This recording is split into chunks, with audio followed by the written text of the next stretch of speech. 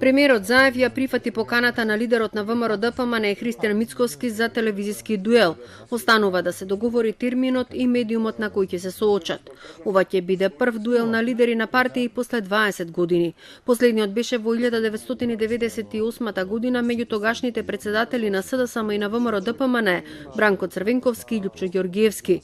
2 децении челните луѓе на партиите одбиваа да ги спротистават аргументите и ставовите пред јавноста. Од владата велат дека Заев е подготвен да се соочи со Мицкоски. Премиерот Заев е спремен во секое време и на било која национална телевизија да дебатира на сите теми од интерес за јавноста на евентуален лидерски дуел.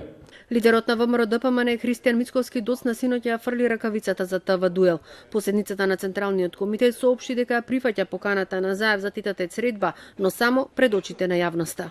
Истата можам да ја прифатам, но наместо во неговиот удобен кабинет, еве да го повикам на телевизија, да можеме да се соочиме на тетата средба пред граѓаните на Република Македонија, да дискутираме за ова прашање, да можам да ги информира граѓаните на Република Македонија како преговара, зашто преговара, но и да дискутираме за сите оние фаули кои што ги прави на полето на економијата, на немањето реформи, во образованието, во здравството. На 2 јуни ВМРО ДПМН ќе одржи голем протестен собир пред владата во пресрет на годишнината од владењето на СДСМ и на ДУИ. На протестот ќе го изразат незадоволството од нереализираните ветувања, отсуството на реформи во здравството, образованието, социјалата, како и стагнацијата на економијата.